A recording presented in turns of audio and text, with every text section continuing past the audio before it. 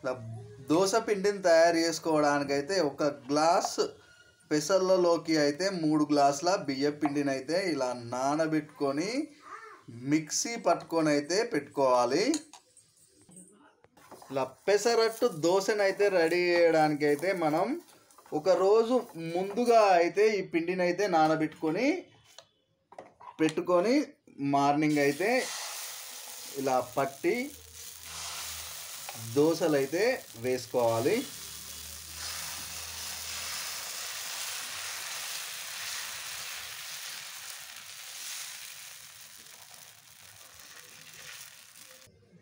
ఇలా మనం అయితే లో ఫ్లేమ్లో పెట్టేసుకొని అయితే ఇలా వేడి చేసుకోవాలి.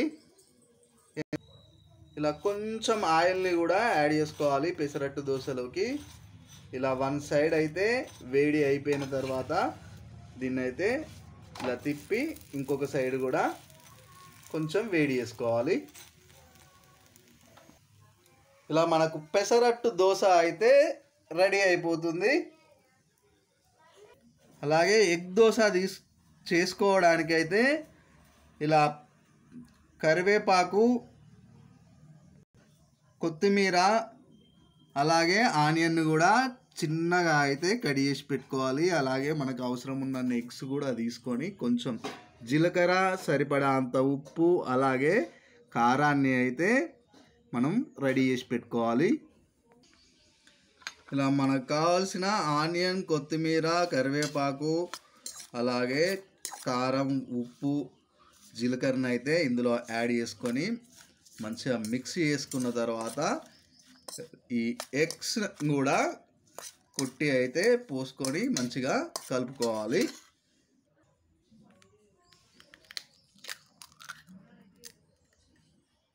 ఇలా ఎగ్లు అయితే కొట్టి పోసుకున్న తర్వాత మంచిగా అయితే మిక్స్ చేసుకోవాలి.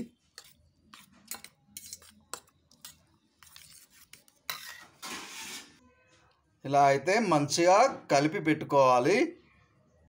ఇలా ఎగ్ దోశకి అయితే పెనానికి కొంచెం ఆయిల్ అయితే రాసుకొని పెనం హీట్ అయిన తర్వాత మనం ముందుగా ఇలా రెడీ చేసి పెట్టుకున్న దోశ పిండిని అయితే వేసుకొని సేమ్ నార్మల్గా మనం రెగ్యులర్గా వేసుకునే దోశలాగా అయితే ఫస్ట్ ఇలా రెడీ చేసుకోవాలి.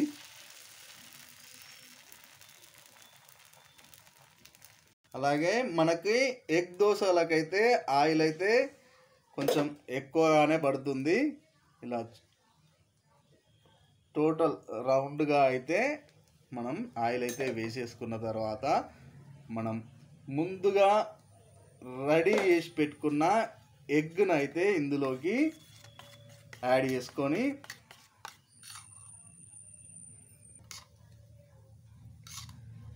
సేమ్ దోశ పిండి లాగే ఈవెన్గా స్ప్రెడ్ చేసుకోవాలి.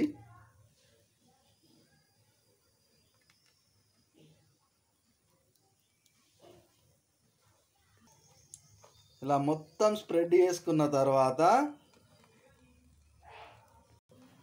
చిన్న మంట మీదనే అయితే వేడి చేసుకోవాలి, లేకపోతే కింద అయితే మాడిపోయే అవకాశం ఎక్కువగా ఉంటుంది.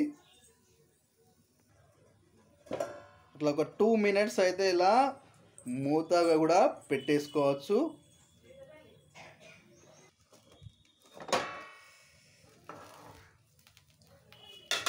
ఇలా మనకి వేడి అయితే అయిన తర్వాత దీన్ని ఇలా రొటేట్ అయితే చేసుకోవాలి.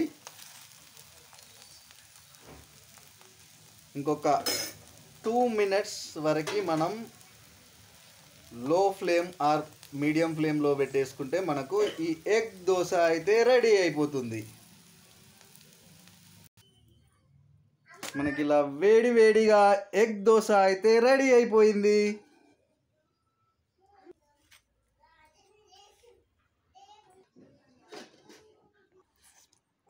ఇలా మనం ప్లేన్ దోశ, ఎగ్ దోశలోకి ఇలా చట్నీతో సహా అయితే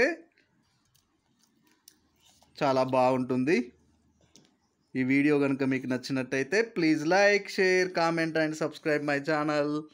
నోటిఫికేషన్ కోసం బెల్ ఐకాన్ని ప్రెస్ చేయండి.